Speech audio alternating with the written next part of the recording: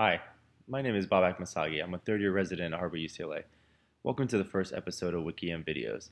My goal for these videos are to provide short and straightforward instruction on how to perform common ER procedures, with the idea being that you could watch these videos minutes before you perform the procedure as a refresher. So our first video is going to be on how to perform a knee arthrocentesis. So what are the indications to perform a knee arthrocentesis? Mainly it's to establish the cause of acute monoarticular joint pain or swelling. And in the ER, you're mostly be doing this to diagnose and rule out septic joint, gonococcal arthritis, gout, pseudogout, or hemarthrosis. In terms of contraindications, there really aren't many. You shouldn't perform this procedure if underlying cellulitis is present, as you may introduce infection into the joint. Also consider risk and benefits in patients who are anticoagulated. Possible complications include pain, introducing infection into the joint, and reaccumulation of effusion. So let's discuss the anatomy of the knee. As you can see, the knee is overall a pretty simple structure. You have the femur, the tibia, and in between those you have the synovial cavity and fluid, which is the fluid that you're trying to obtain for your arthrocentesis. And just anterior to that synovial cavity, you have the patella, which has attachments of the patella tendon and the quadriceps tendon. Now let's talk about how to perform the procedure itself. When performing a knee arthrocentesis, the supplies you need include sterile glove and drapes, betadine or chloroprep, lidocaine 1%, several size syringes, 18 gauge needle for the procedure itself, and a 25 gauge needle for the initial skin anesthesia. And do note that obese patients may require a spinal needle to obtain fluid, hemostat, specimen tubes, and a bandage. As you can see, there are many possible approaches for a knee arthrocentesis, including superior, medial lateral, and inferior approach. Today we'll talk about the medial lateral approach and inferior approach. With the medial approach, position the patient supine on a stretcher with his or her knee extended or even slightly flexed.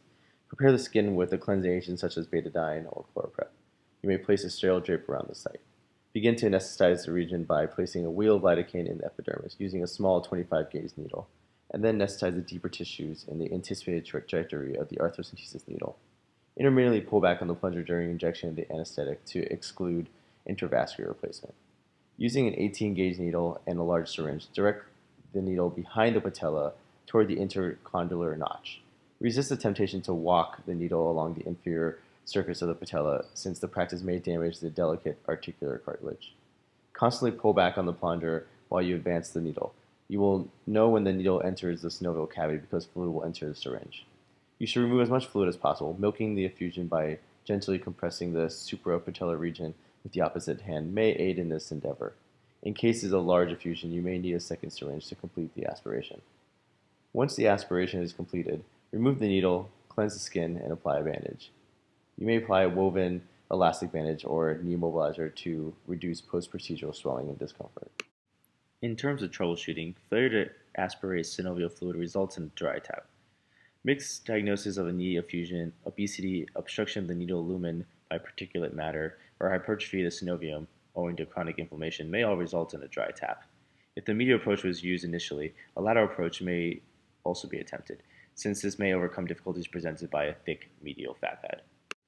Finally, for the infrapatellar approach, position the patient sitting upright with the knee bent at a 90-degree angle over the edge of the bed. Identify either side of the inferior border of the patella and the patella tendon. Insert an 18 gauge needle 5 millimeters below the inferior border of the patella and just lateral to the edge of the patellar tendon. Be careful not to go through the patella tendon while inserting the needle.